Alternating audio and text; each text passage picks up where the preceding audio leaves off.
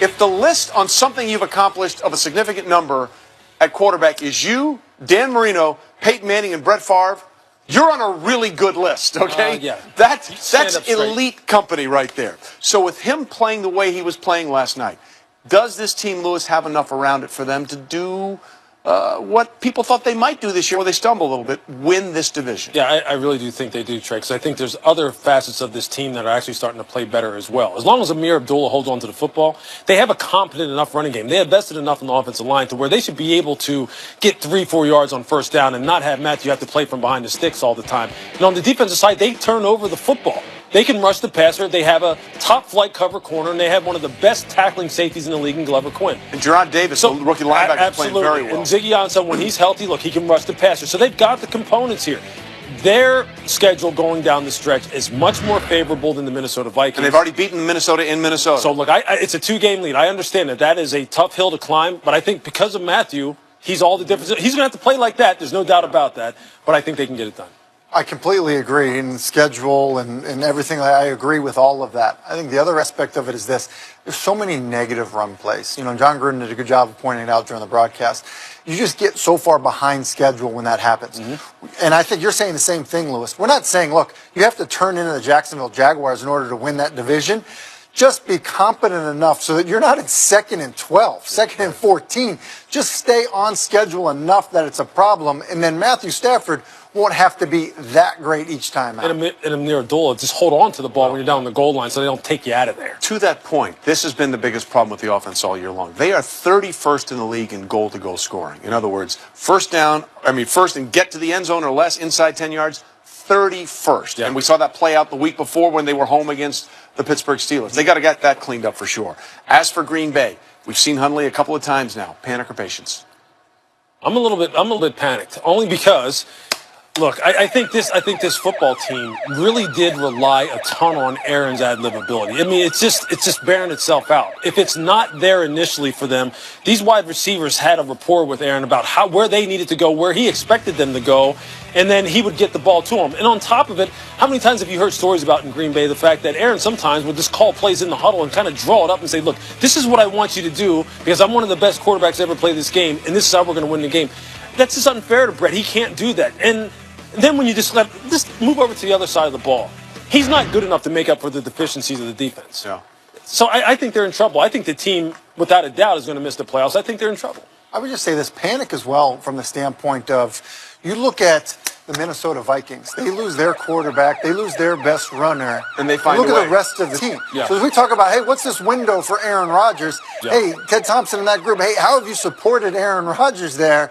All of a sudden, when you see him not in the lineup, it's kind of glaring. It's like, well, wait a minute. Maybe this roster isn't good enough to support Aaron Rodgers in these trips to win Super Bowl trophies. Let me just, if I can add this real quick, when you say about has Ted Thompson done enough, he has thrown the draft picks at the defense, especially in the secondary. Of 2 of the past 3 years, their top 2 picks in the draft have been secondary players.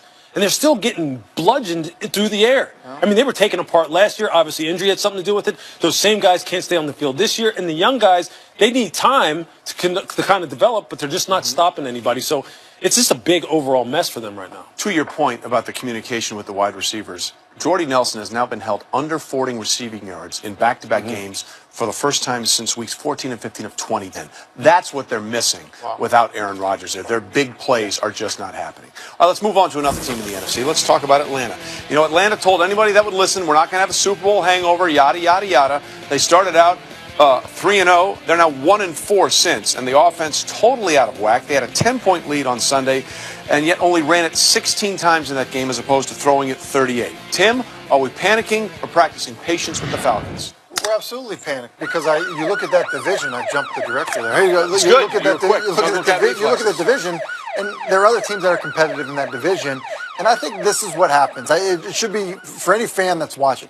As soon as you start talking about acknowledging your problems and trying, hey, we're going to try to find a way to get the run game fixed. That means everybody in the building is in a full-blown panic of, hey, why can't we run the football better? I mean, why don't they choose to run the ball? Well, I mean, look, I think that part of it is that. Part of it is if you're not having as much success as you had a year ago, which, by the way, should have been expected. There was going to be some type of regression in that offense based on what we saw a year ago. So you weren't going to have that same exact type of success. Now you have a different play caller, and it's quite honestly a bit of a mess with the talent that they have there. You know what? That's a key phrase for me. That's why I'm going to say panic, but I think it's more like extreme urgency for me because they're good enough.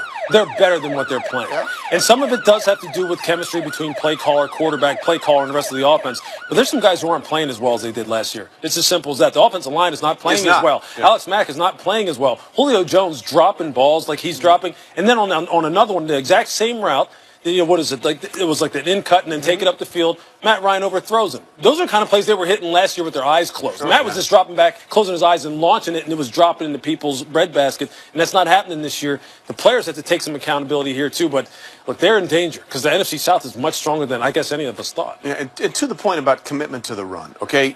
They had 16 carries on Sunday between Tevin Coleman by the way, they had Devontae Freeman. That's my point. Yeah. And by the way, Devontae Freeman had 11 carries for 46 yards. He was averaging 4.5 yards a carry. It was working. I'll tell you another guy it was working. Tevin Coleman needs to get the ball a little bit more, too. Correct. Okay, let's move on to the Seattle Seahawks. They found a way to give a win to Washington. Look, give Washington all the credit. They took it. But Seattle, 16 penalties. 3 missed field goals, all under 50 yards, and failed on both of their 2-point conversions. The defense was dominating with Washington and Kirk Cousins all day because, in part, they were riddled with injuries. 3 starters on the offensive line out there, and somehow they found a way to lose that game. Adam Schefter back with us. Do you have panic or patience right now with Seattle? Patience, Trey. If we go back and look over the years, what has Seattle's offense done as the year has gone on? It has continuously gotten better as the calendar has turned to November and December. And there are legitimate questions here. The offensive line has struggled. They've had no running game whatsoever this season since Chris Carson got hurt. But keep in mind, this is a team that traded for Dwayne Brown last week at this time, inserted him in the starting lineup on Sunday. He's getting acclimated to the system. C.J. Prosise, who's back at practice on Monday, looks like he might be a go for Thursday night at Arizona, which would bolster their running game and the way they could attack teams through the air on the offense side of football. So between Dwayne Brown coming in, C.J. Prosise getting close to return, patience on this team, that's its history. All right, Adam, thanks. Lewis, you jumping in here? Yeah, I'm a little bit panicked about Seattle. I like it. And I like them, but look, I just don't see the offense changing the way it's philosophically going to attack people because I don't think C.J. Prosise coming back is going to make any difference. I just don't. I think the team right now, it is all Russell all the time. It's Russell Wilson TV, and if he is not on his game and he is not making big plays to Tyler Lockett or Doug Baldwin, this offense shuts down. And defensively, they figured out this defense. Okay, they are very simplistic. They relied on being better than you. And right now, I don't know if they are just better than everyone else anymore. Because schematically, teams are hitting them the same way over and over and over again. And that's because offensive coordinators are smart, too. I'll tell you what, that defense pounded those guys early, and they still found a way to not be able to finish it with offense or one more big defensive play. I think part of the issue of scoring points is they haven't been able to run the football. I mean, they really have not. And so, they've already thrown a lot at trying to figure out that run game. Various backs, various combinations of that offensive line. And so, in scheme-wise, too, some zone read stuff to give you an extra guy, in terms of the count. And so, I think when you look at that, I think there's real concern there. And you're right about them. They used to just be straight better on defense, and they would line up and just beat you. That's why Richard Sherman line up and cover you. That is not the case. The numbers on that little banner at the end of the screen say it all. 16 points or fewer in 4 games. Right. And in 2 of those games, they didn't even get to 10. Yeah. I don't care how good your defense is. If you're not getting more consistent production from your offense, that is not a sustainable philosophy in 2017 in the NFL. All right. Lots more coming for you here. It is the favorite time of the year for the Twitter followers and the fans of every team to